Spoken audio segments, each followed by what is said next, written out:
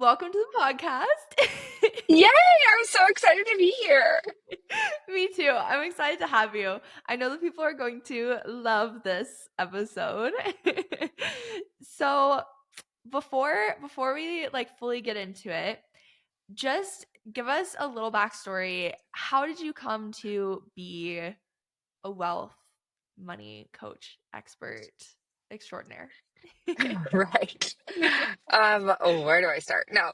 Well, I was a photographer, so I started into entrepreneurship over a decade ago, which is just kind of crazy to say. Yeah. And I was a creative. I loved doing photography, and then there's this whole other side, the business side, which I also loved. Mhm. And as we sort of like grew the business and had success and hit six figures pretty early on, it was the thing that catalyzed us, or whatever, however you say that, into real estate investing. And so because we were making extra money, being mindful of our money, having budgets, doing all the things that I sort of teach now, we Yeah. were able to purchase our first investment property in 2014. And then fast forward, I was moving into business coaching. This was in 2018. And I noticed I was helping people make more money. So we were working on pricing strategy, offer strategy, sales, confidence, all those things. But Mhm. I was noticing there's all these holes in their buckets. So we're making more money, we're putting more, but it's just all going away. And so that's Yeah. where I really decided I want to really hone in on helping people not only make more money, but direct that money through money management to build real wealth. And so that's Mhm. sort of happened in the past couple of years where I'm really focusing on that along with the business strategy stuff. That's awesome. I love that. So you mentioned real estate investing, and we do that too. I absolutely love that. Tell me more about that. Oh man. Well, what do you want? What should I share? What would be helpful? What do you want to know? So what made you go, okay, real estate is the thing that we want to invest in? So I'm going to give a little bit more credit to Brent than me. Okay. Back then, his dad invested in a duplex.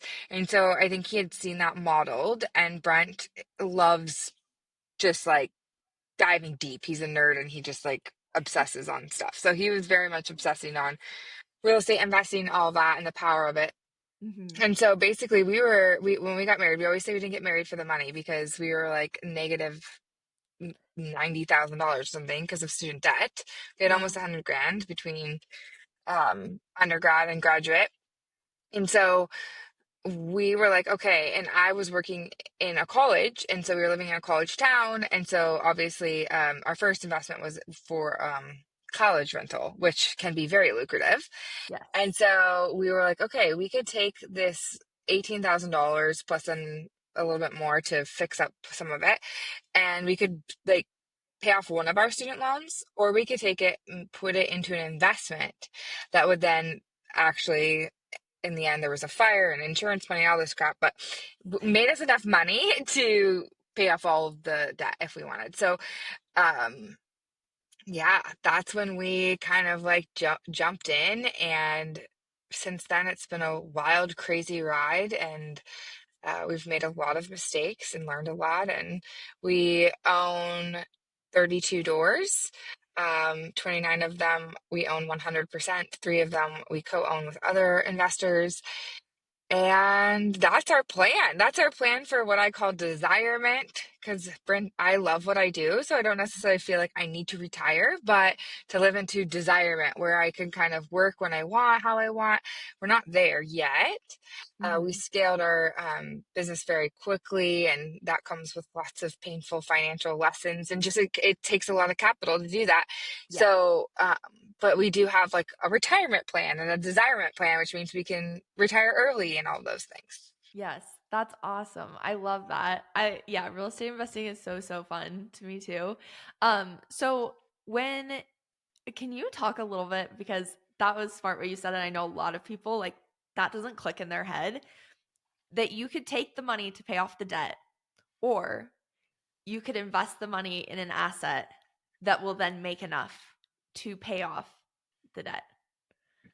So this is huge. And then when I talk about like financial mistakes Mhm. that we make, particularly around goal setting. So I have a whole thing around like financial goal setting, revolutionize, and I talk about the mistakes that we make. One of the most common ones I say is that we forget our magical unicornness, which I think is a made up word, but it's a fact that we as entrepreneurs are made up of a different DNA than the majority of the population. Entrepreneurs make up a small majority, a small part of the population, and often Mhm. we're inheriting financial advice from people who are speaking to the 9 to 5. Yeah. So, like for example, like Dave Ramsey is a common name, and he's got a lot of great principles. I always say why I disagree with him, right? Because got to have edgy marketing, but he would have not approved of that decision, right? He would say, "Oh no, no, no, it's the debt. Everything has to go towards debt, all that." Mhm. But this is circling back to, as entrepreneurs, we have a different risk tolerance. We have a different leverage. It's like we could put the money inside of our own companies and see like a return of, you put $1 and you get $5 out. You put, I mean, which is just insane ROI, right? Yeah. And so we have this ability to make more money because we have access to the marketplace in a different way. And yeah, so I think that's really important to remember. As entrepreneurs, we're so unique, and we need to be thinking about money in a different way. Okay, I love that you say that we have access to the marketplace in a different way. That's a really great way to put it because a lot of people, well, and there's a lot of people too that look at like what people like you and I do online and they're like I would love to have that. I don't know how, and it scares me. And so is there I always say like there's not a way to know unless you do it. If you're able to make the jump, then you can probably do it. But is there a way that you've seen where you can kind of tell if somebody has maybe the risk tolerance for like financially to be an entrepreneur or not?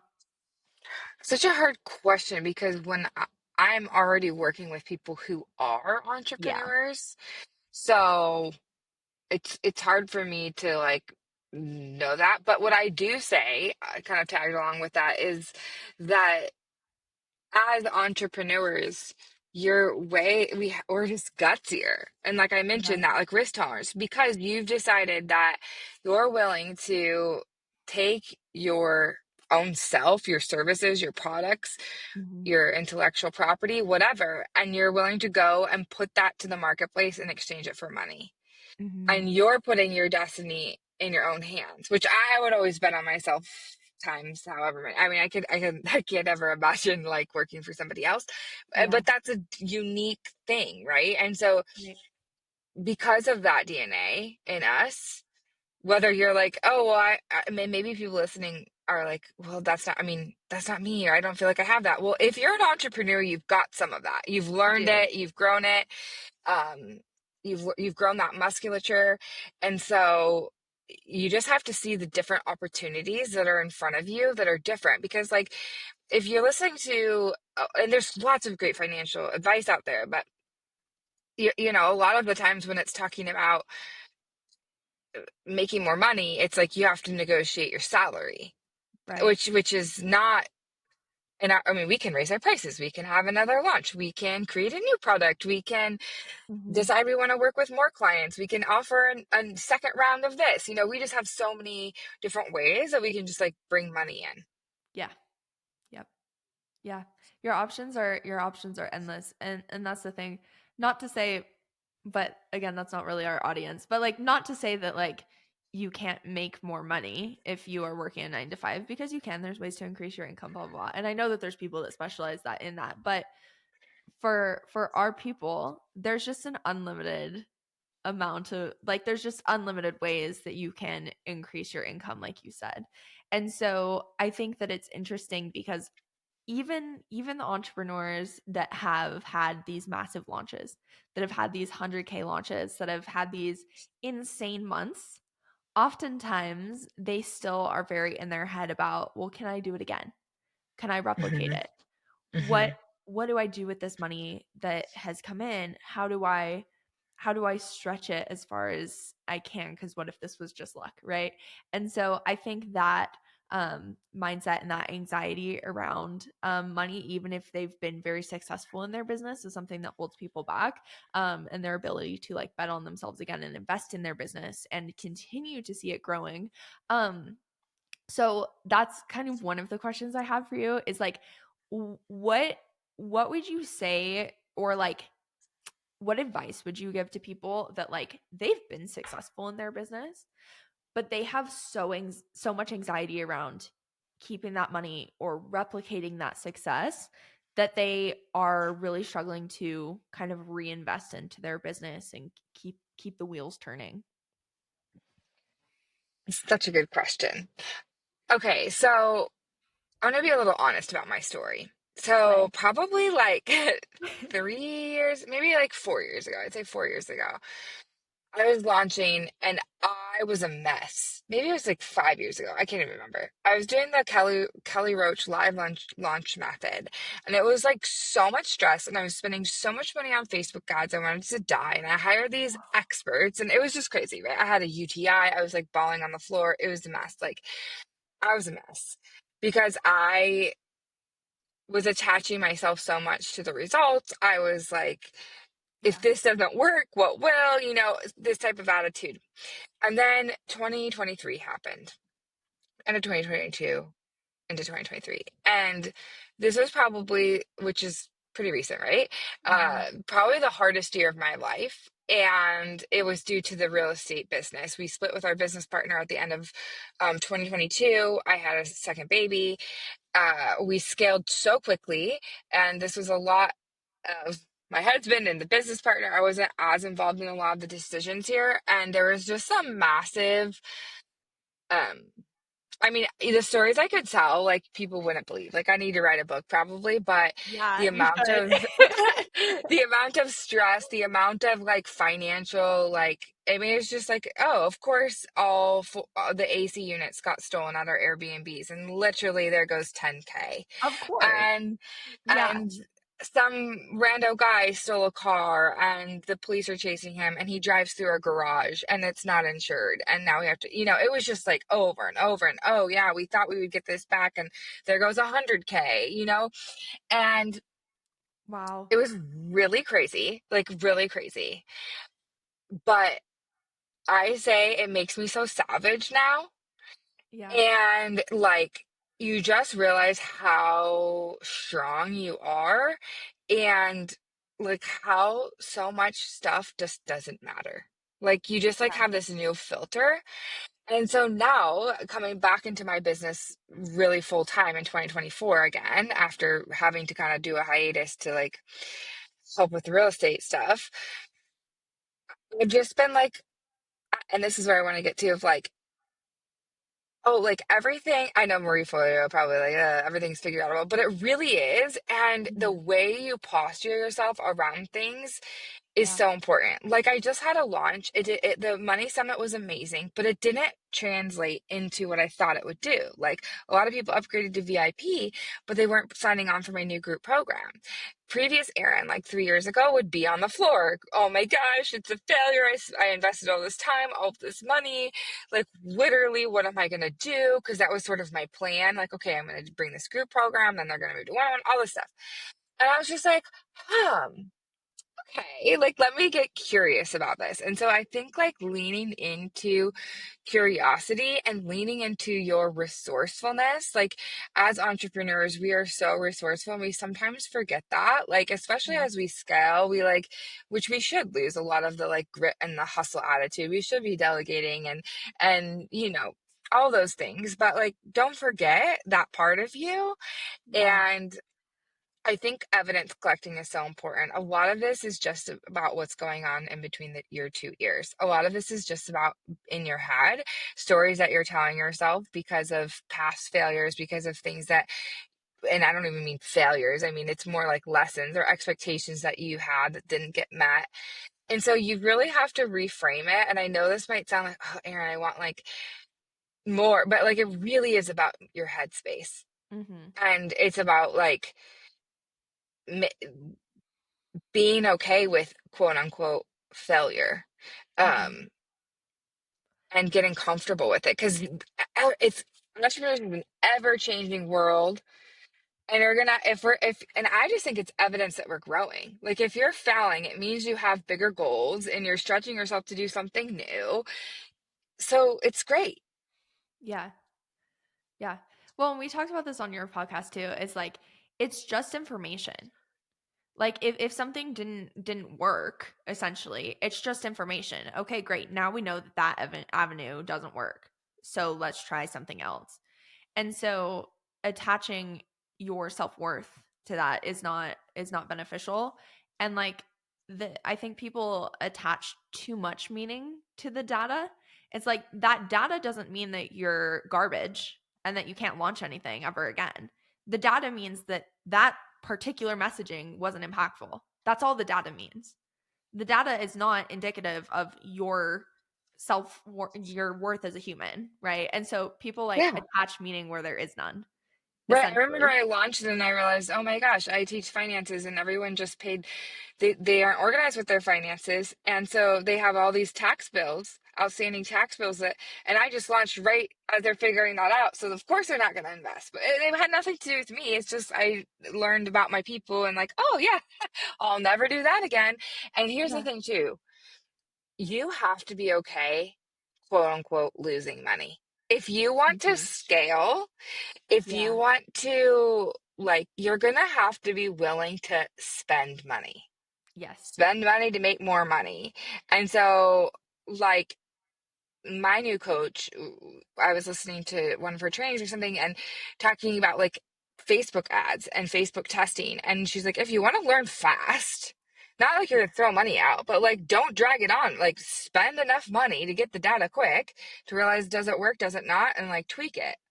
But if Mhm. you're like holding on to your money, like there's not more of it available to you, not more of it coming, and you aren't resourceful to figure out how to make more, that's really going to limit your ability to grow. Yeah. Yeah. And I think it goes even beyond the mindset where it's just money is a tool. And it's something that it's like you said in the beginning, like capital is leverage. And it is important that in a business, you have leverage to be able to grow. And so if you're not willing to part with that money to be able to make moves and make decisions, then you're not going to grow because money is the one universal thing that is going to move the needle. And so if you're not willing to part with it to make certain strategic decisions, then you're not going to move very fast. And that's just the way that it's going to go, unfortunately. Absolutely.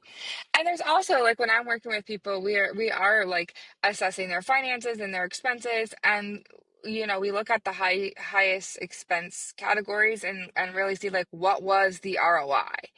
And Mhm. ROI is not always like, did this $1 make you $2? Sometimes Mhm. it's our time, it's our sanity, it's our lifestyle, it's like other things, right? Right. We hired this person and then we were able to get off early and get the kids off the school bus, whatever. That's an amazing ROI.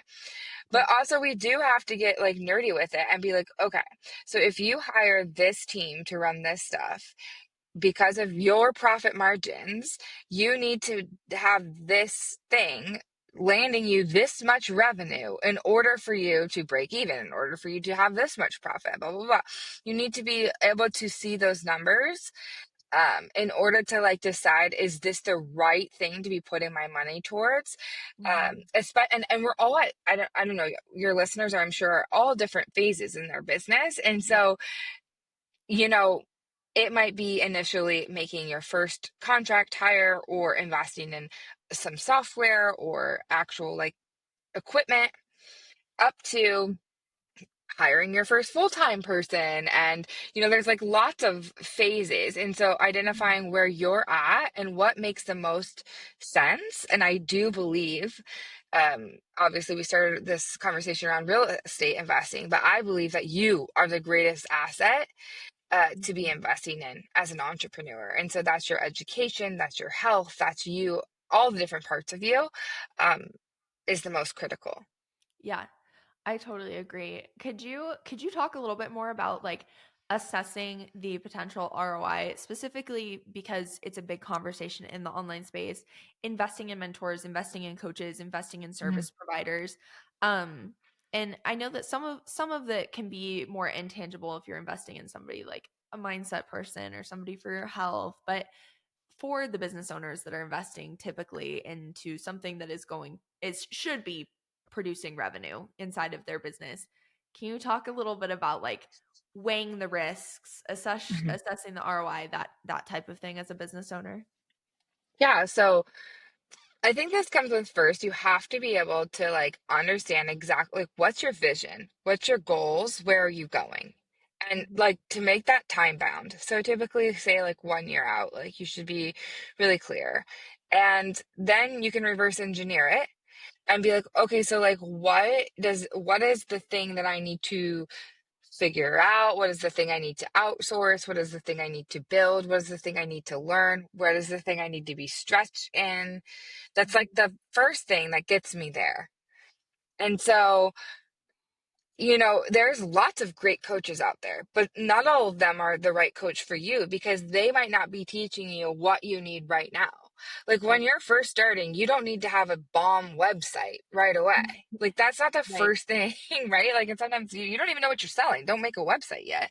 Facts. And so like really understanding what are your goals and what are the things that you need to get there. And Mhm. I always say the magic is inside of my clients, and they're brilliant people. They could get to things many times on their own. I'm just going to help them get there a lot faster, Yep. and perhaps a lot less painfully.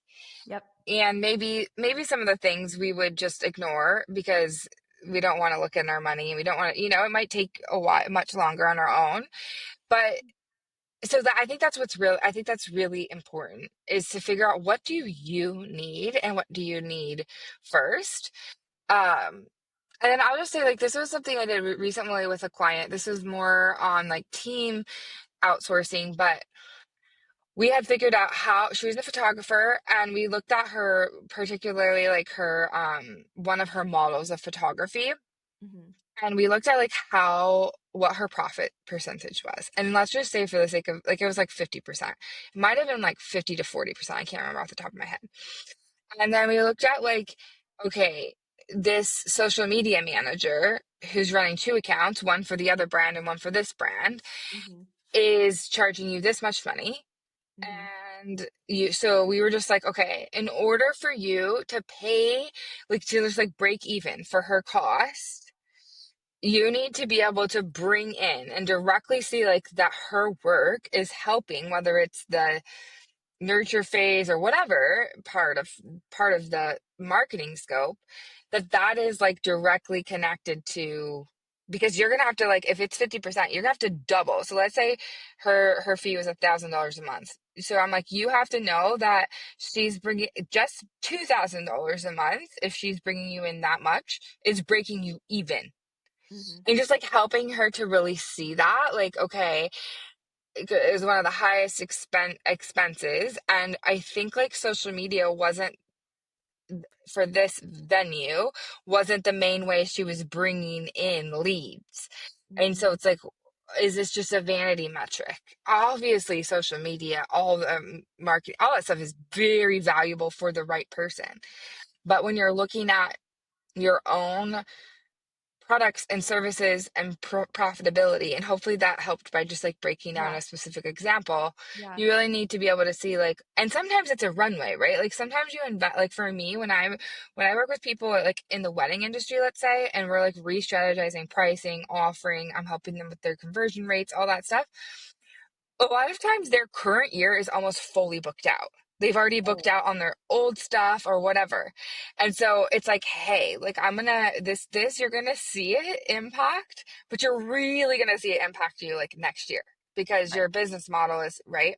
Mhm. And so hopefully that gives some breakdown of sort of investing and ROI and things like that. Exactly. Well, and that's really smart and really important to be said because I think a lot of people get sucked in by people's marketing. They see the flashy metrics, they see the numbers, they see the stats, and they don't think, is this actually what I need right now? Because you could create a ton of leads, you could create a ton of sales in your business, But if your biggest bottleneck right now is your delivery and you have a ton of unhappy clients, more leads is not actually going to help you scale. If you Absolutely. if you can't close sales, if your bottleneck is your sales process, more leads, more marketing is not actually going to produce the ROI that you need because you're still not going to make any money. So that's really, really important. I'm glad you said that because a lot of people, again, they get sucked in by those flashy metrics, they get sucked in by the marketing. And it's like, respectfully, use your own brain, reverse engineer from what you want and decide if those metrics actually align with what you need. Because yes, everyone wants more sales, but sometimes more marketing or more sales is not actually the way that's going to get you there. So I love that you said that. I think people are getting I just been having conversations with like colleagues and friends and stuff in this space, and just I think the coaching world and the educational world, I think a lot of people are entering it with a lot of trepidation Yes. because of the past with, Mhm. I think, the coaching industry sort of blowing up. A lot of people who were charging a crap ton of money and not delivering, and so now we have a bad rep in a sense. Mhm. Um, because I mean, I get on sales calls, discovery calls with people, and they're like, "So I had a really bad coaching experience," and I feel like that. I'm like, "Yeah," and so have I. And so, I think that the you can like be on the beach drinking a margarita and work 4 hours a day, and here, buy this $37 course. So I mean, I think we're like getting past that. Like, we know that that's not real. Yeah. But you need to do the do the work. When people are like considering working with me, I'm happy to connect them with past clients. Like, literally talk to them, talk, because I want them to feel so good about the experience, right? Mhm. So as you're figuring out what that is, and then as you're figuring out who to hire or what coach to work with, what agency to work with, or VA or whatever, like, do your homework. Yeah. And I think that's really important. Yeah. Well, and I think that we're getting to a point where we can kind of see through the messaging. I feel like it's really obvious when somebody's going to charge you a ton of money and then ghost you. Like I feel like we can kind of see that like you said with like the messaging. It's like, "Oh, okay. All of the marketing is these cars that are obviously rented and shopping bags." Like, okay, there's not a lot of value here. That's pretty clear. I feel like we're getting past that. So in terms of investing also, so when your business is doing well, you have a lot of cash flow happening. The knee jerk reaction for a lot of people is to reinvest, which is good, but also oftentimes people tend to invest into coaches that are not very impactful and into things that are not actually going to move the needle in their business. Um, what would you say what percentage, maybe there's not an exact percentage but like what would you say is your kind of like best bet in terms of like how much money should we be putting into personal investing versus like investing into your business when you are cash flow positive, you've got money to spend? I'm gonna go with you, but I'm gonna maybe like get a little obsessive on something. So Love it. the thing that I see that's most common is that, and I work predominantly with female creative entrepreneurs. Yeah. So I'm speaking specifically to females, Hmm. is that we pay ourselves least, last, and inconsistently. So Yep. we could be having good cash flow.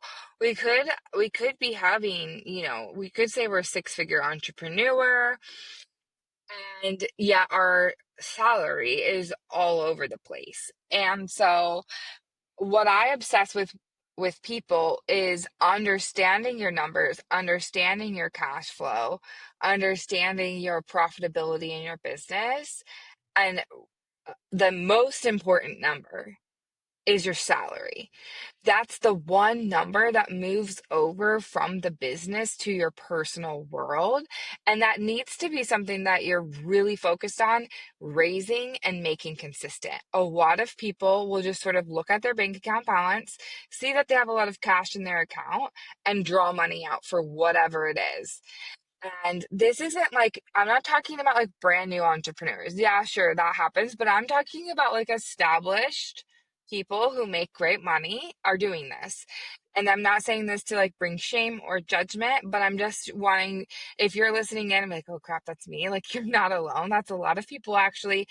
And the reason that's a problem is a couple of things. One, on a subconscious level, like, what are you saying about yourself and your value in your company? Mm, Like, I'm going to pay everybody else. I'm going to make sure everyone else is paid. I'm going to pay for all the software. I'm going to pay everything else. And then, like, whatever is left over, the scraps, like, I'll take for myself.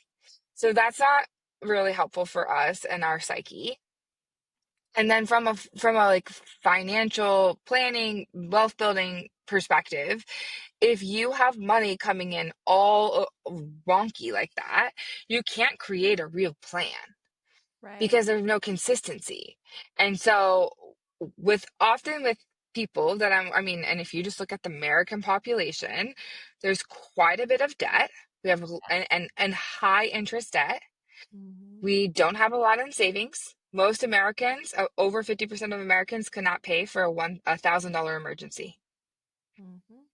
And this isn't, as entrepreneurs, we're not like an exception. And in fact, we often will have debt tied to the business as well. And so everyone has a delicate balance of like, okay, if I put the money here, does it make it, it's this, you got to really be strategic about the pieces of like, sometimes it is the right move to like for us be in a ton of student debt and buy something, an Mm, investment, because we could see a direct ROI. We had we had enough of the knowledge and enough of the risk tolerance to say, yes. okay, we're going to make this move. But all this to say, you really, I want us to like understand the full perspective of the person and the business and get a really clear idea of where having assignments for the money.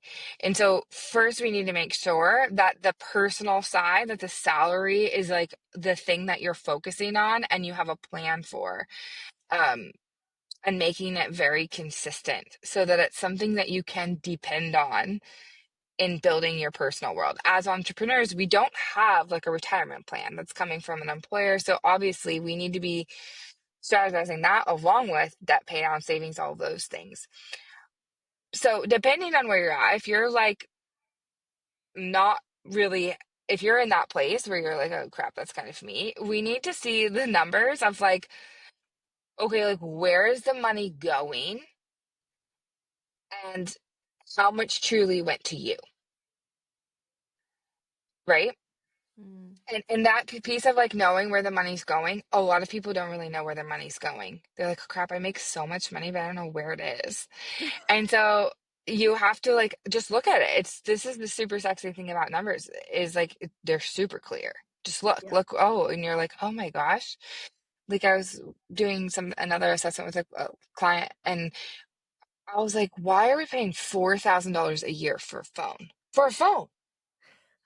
And so like that one thing she like researched and she saved 3 grand just by changing her phone plan, right? Oh But my when you goodness. kind of are like in the hustle and you're building and everything's coming a million miles an hour and you having to make decisions and then you're just going and money's coming in, it's going up, it's working enough, Yeah. then we just kind of like go with it, right? Mhm. I just made the decision to join a program that's not cheap for a whole year. And it's because it's the exact thing that I need right now in my business to get to the next level. And I had the cash, enough of a cash cushion to say, and time to invest into this coaching program to be like, okay, this will warrant me a great ROI. I can not only pay for the coaching program, but I know this is going to mean I'm going to have to bring on some team elements. I'm going to have to probably start paying for odds. I'm going to have time to build things on the back end. Do I Mhm. have that? Okay. And then making that decision. Is Yeah. that helpful? Am I going along with thoughts of what you wanted there? Yes, exactly. I love that. Cause I think people just again, people make rash decisions and they're like, is there money in the account? Yes, let me throw it at this thing rather than actually taking a step back, looking at the long-term vision and then making strategic decisions with the money. The money again should be moved strategically rather than emotionally. And unfortunately, very few people do that. Yeah, and money in your bank account is really not a clear picture at all of the No. health of your business, where you're at, anything Mm. like that. Because we have such fluctuations in our businesses. Like photographers have such seasonality, right? Or if you're on a launch, if you do launches in your business, like yeah, your account could be really low, but you're about to do like a massive launch. And so it doesn't matter. Or you have all this money in the account, but you're about to like have to pay a ton of payroll and this and this and this. And so it's actually already spoken for, and you shouldn't be just pulling it out for your like vacation. And Right. so that's why really getting organized with your money and understanding the future of your numbers. The P&L sheet is what most people have because they have to have it for taxes. But that's Mhm. often what the only thing they have. Yeah. And it's only half the picture. It's only the present to the past. And so when you start to go present to future and planning and seeing the cash flow and bank account balances, that's where you can start to really strategize what do I want to do with my money? How do I get more of it in my pocket? Those kinds of things. Yeah. And that's where it starts to get fun. So, along those lines of increasing revenue, getting more money in your pocket, can we talk a little bit about the psychology of pricing, increasing Oh, revenue, that type of thing? okay. Oh my goodness. This is a fun question. I know. Yes, let's talk about it. I have no idea where we're going to go with this, but let's do it. I love it. So, let's uh, obviously there's like a whole side of like consumer facing pricing psychology. Let's talk internal for a moment. So, when we're going to set a price, it doesn't matter if it's high or low ticket. Obviously, there's a lot of things that go into pricing, from the value of the offer to competitor analysis and what's actually in.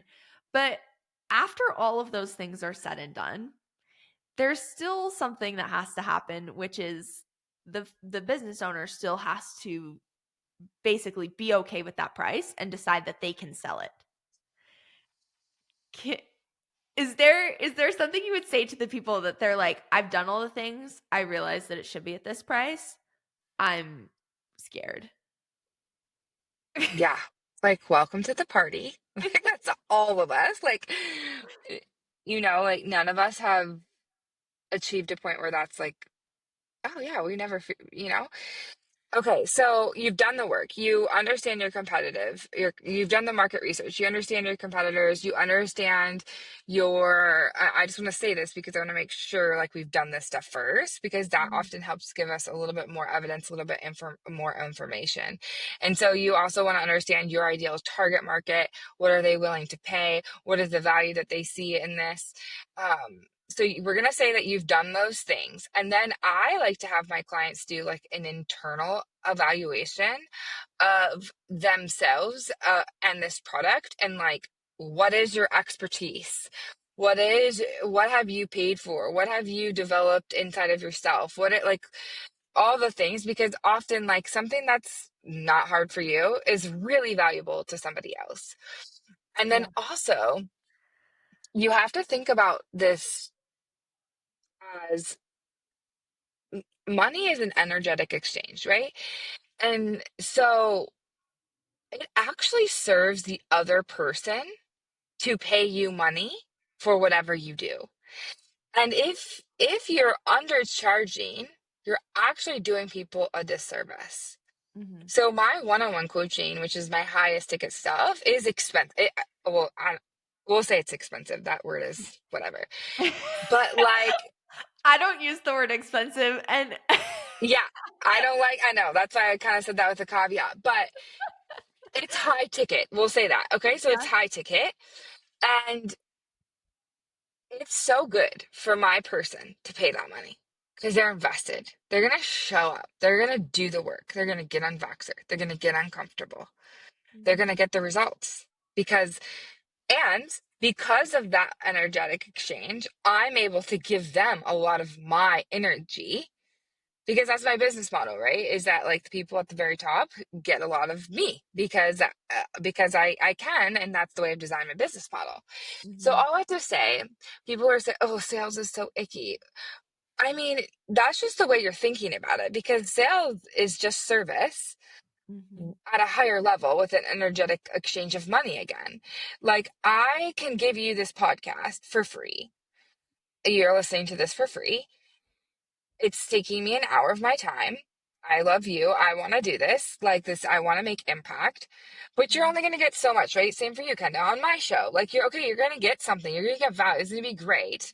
But Mhm. if you hire Kenda, if you hire Erinn, if you pay for one of our products or services, you're going to get a deeper exchange. You're going to Right. get so I just want to say it's actually of service for the person. I mean, how many things do you buy and you don't even use or you don't go through because it wasn't even that much money or so you have to think about that. And it also there in this world it is the wild wild west. You have to Mhm. have integrity in yourself to believe that whatever you're charging, you believe that the delivery of that is of equal value or more value than what they're paying. That's super Mhm. important.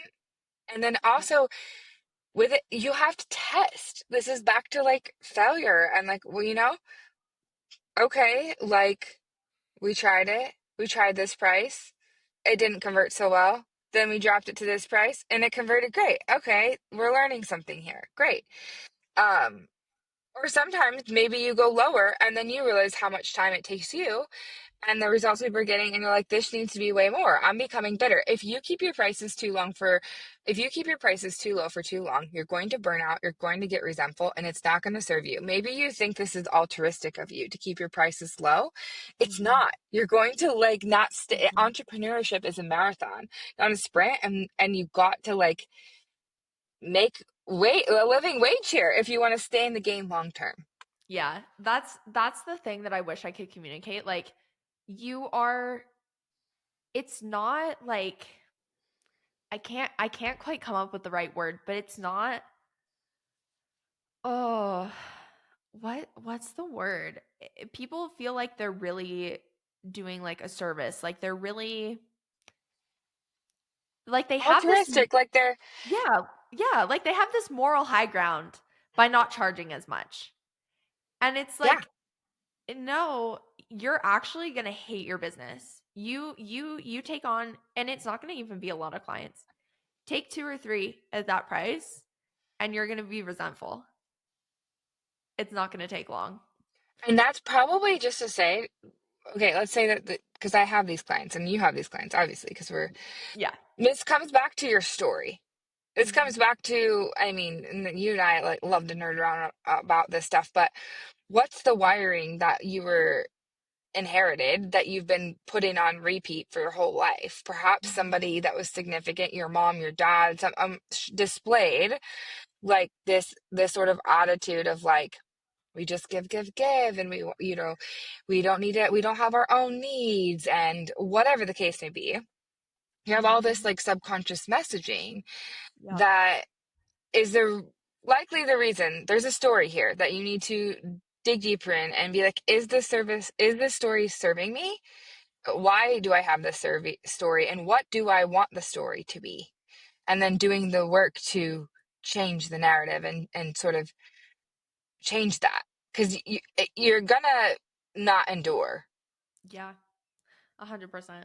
I completely agree. Um, do you have any quick tips for the people around pricing just to maximize revenue? Obviously, high ticket maximizes revenue, but anything more specific beyond that? Oh my goodness.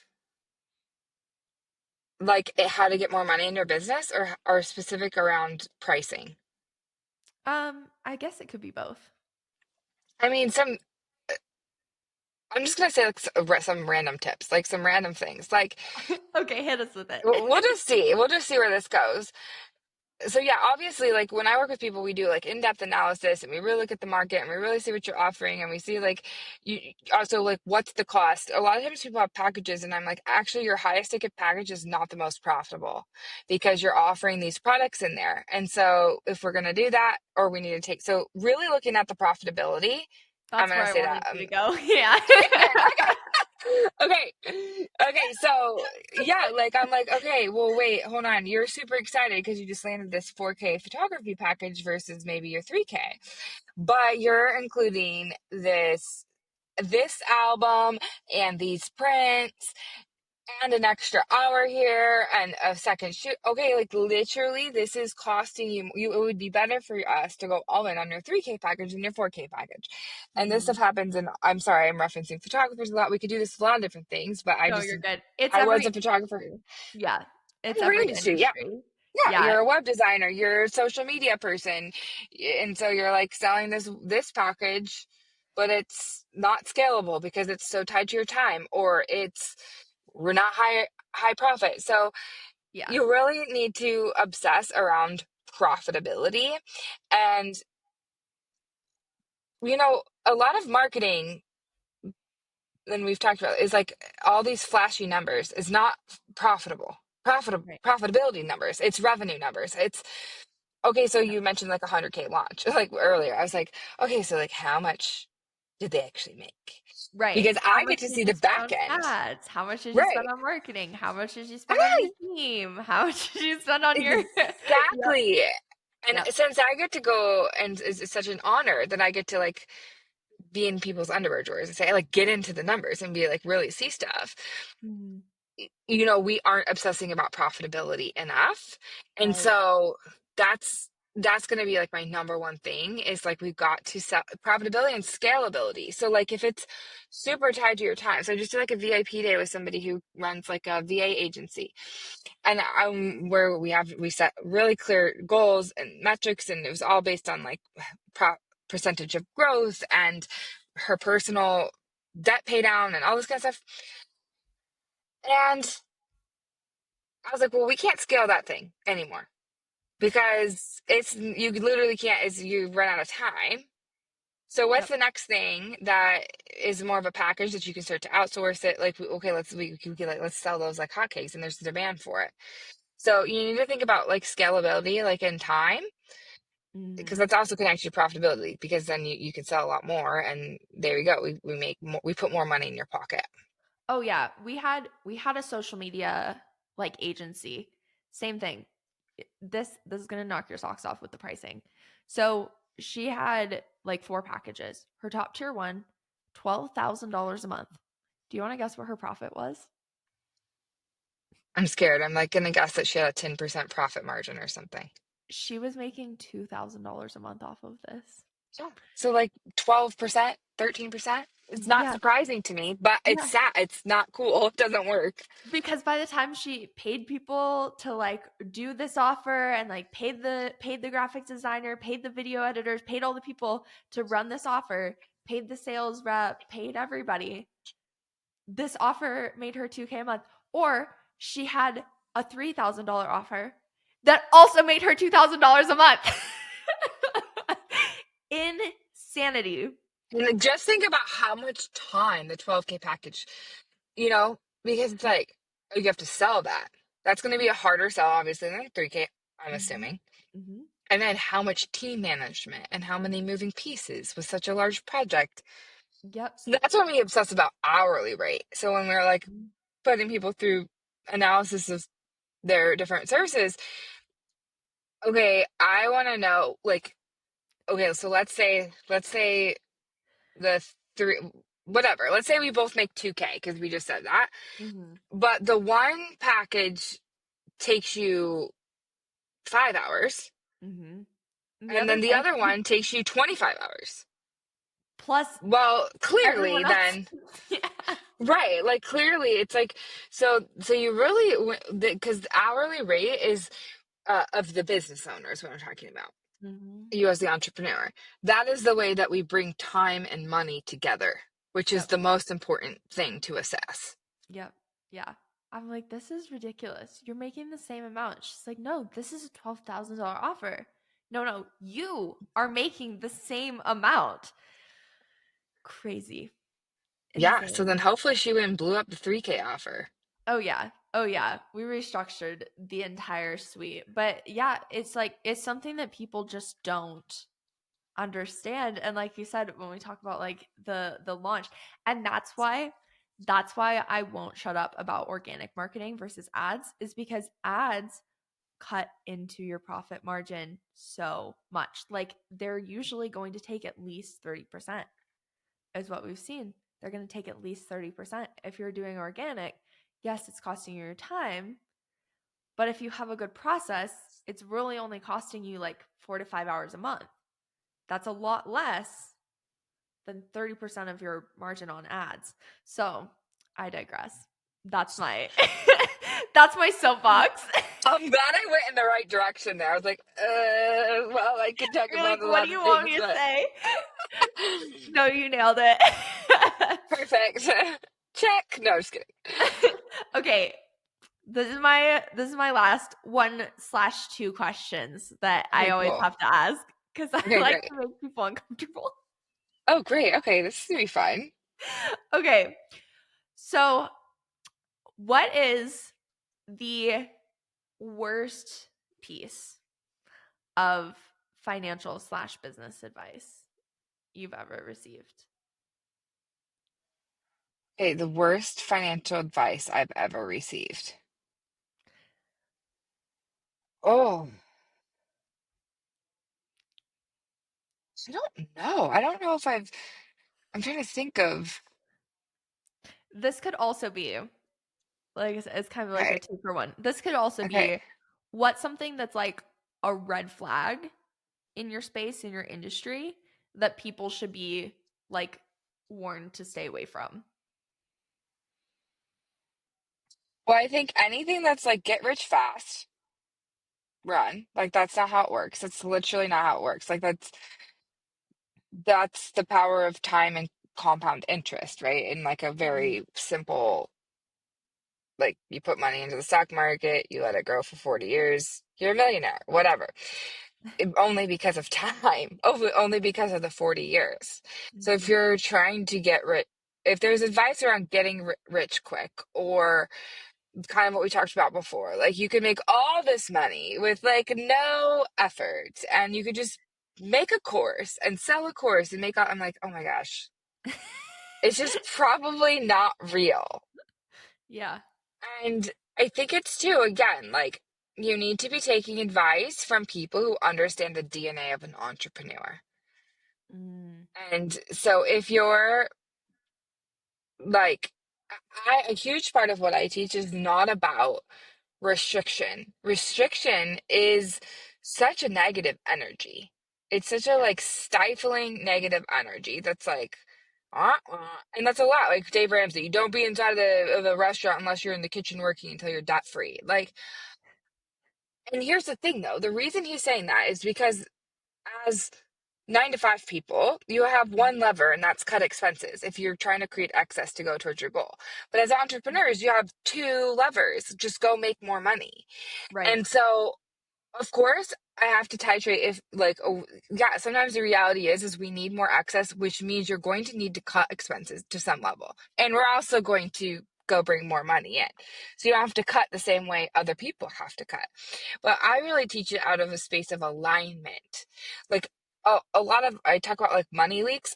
One of the high money leaks is restaurants, dining out, all of this. I am a foodie. I love dining out. I am like all about it. Yeah. But what, from a behavior perspective, a habit perspective, people are just sort of like willy-nilly, not like consciously choosing to, like they're just like going through the drive-through. They're just like at the Mhm. gas station buying a soda. It's not actually like Yeah. adding to your life. It's not like Right. alignment. And so we're like, when we're making this decision of like, how do we create excess? It's like, okay, like you spent this much. This is like the reality. A lot of people don't know that they think they spend, half of what they do on in this category. So there's no Mhm. judgment. We just have to look at it. Okay, so like, what do you really value about eating out? And what do you like, what's like really the thing here? And it's often like you want to go out with cocktails with your friends or have a date night or two with your spouse or whatnot. Like, okay, like let's make it that. Mhm. Um, let's focus on that. Let's make that the priority. But we're not like all these random drive-throughs, gas stations. That's just like that's behavior change. We need Yeah. to meal plan. We need to stock the fridge. We need to stock the pantry. We need to do some that's actually not like fulfilling you. Right. And the drive-throughs and gas stations, that's what's costing you thousands of dollars. Your date night is maybe a couple $100, and that's not a problem. Well, Exactly. The other thing that I think is interested with, which this is a whole tangent now, but business owners have, I think, such a like they are so in the habit of like signing up for random softwares that they think will make their life easier. And I think if you just go through once a month and deactivate all the different business softwares that you got influenced on, you could save at least $200 every month. I do that. I get like like I said, I'm obsessed about profitability and I do that myself. I just actually asked the team that led my summit with me because Elf site, I think it's called, which does widgets for websites. That was $6 a month. Okay. But I'm like, Oh, I was just charged $6. Now I'm not gonna obsess it. I mean, you shouldn't trip over like dollars to save pennies. Like that's dumb. But you right. should be like assessing Aware. often and aware. So it's like, are there any other subscriptions that we were signed up for this summit that I no longer need because I don't want to keep paying for them? And sometimes what I'll do is like, put this in perspective. I've been paying $25 a month for this thing that I don't need for a year or for 10, whatever. That's like $300. That's like Mhm. a really nice date night out, like a Yeah. bougie date night out, like Yeah. pre cocktails, dinner, post. I would rather have that than something I Exactly. don't even use. And so, yeah, you should be looking at, and there's like, when I look at when I look, other small things are like processing fees. Mhm. Okay, in your industry, is that something that the customer can take on? That if they choose to use a credit card, they pay the 3% fee. And you offer like ACH transfers or something else. Mhm. There's all different small ways as well to like maximize profitability. Mhm. Even just looking at the payment processor you use and the percentage that they're taking, you don't have to use Stripe. Yeah. Um, Mm. and like even looking at if you know it's a software that you're going to keep, like looking at the annual plan versus the monthly plan. Mhm. And I know in a sense like this is a luxury, right? To have the money enough to pay the annual, but we want to start strategizing that because like literally you like I think if I'm you move like Kajabi's 199 and I think if you move the annual plan you save like 2 months. That's $400 for the year. So doing things Mhm. like that Yeah. so important. And you do that, you can do this stuff, obviously. Like, I teach business and personal. I just want to say, like, this translates into your personal world. And it Yep. just, like, pinged in my brain. Like, Black Friday. Like, there are certain things and certain brands I'm going to be looking for Black Friday because, like, they're going to run some crazy deal. And I can buy my face oil for the year because it Mhm. doesn't go bad and I can store it Yep. and save 25%, 30%. So, Yeah. And yeah, those little things add up. They really do. they do. Yep. I love that. This was so good. I love this. I hope it was inspiring for people. And Yeah. if you're nervous about money, if you are like feeling stressed, I just want you to know you're like this is my mission is to make the topic of money not taboo. And for shame, embarrassment, the amount of times I talk to people about money and there's tears, this is really deeply personal. And Mhm. so use this conversation a platform to inspire you Mhm. and to know that you're not alone. Like Yeah. this is like all stuff we're all working on. Yeah, this is something that everybody goes through. There really doesn't need to be any type of feelings around it. No shame, no embarrassment. Like every single business owner has gone through one or all of these things at some point. And so there's no reason to feel embarrassed or ashamed or anything. It's just a fact of doing business. And that's fine. Yeah. I love that. Thanks so much for being here. This was so awesome. This was so great. Thank you, Kenda, for having me. Of course. Tell the people where they can find you. Yes. Okay. I'm most active on Instagram, so you can find me there. My name's spelled a little weird, so you got to put the two N's on Erin, Erinn, Bridgman with no E on bridge. They'll put it in the show notes, I'm sure. Yeah. And then I also have a podcast, and Kenda's going to be on there. So, the Wealthy Woman podcast is where we talk about different business tactics and strategies to help get more money in your pocket, as well as money management, both personal and business. So, come listen to us there. Awesome. Yes, and we'll have all of Erin's information linked in the show notes so that you can find her and go connect with her. Um Yeah. We this was so good. I feel like we could do a whole other episode, honestly. We can. We can do part two. 2025 coming soon. Here we go. Awesome. This was so good. Thank you so much. Awesome. Thanks.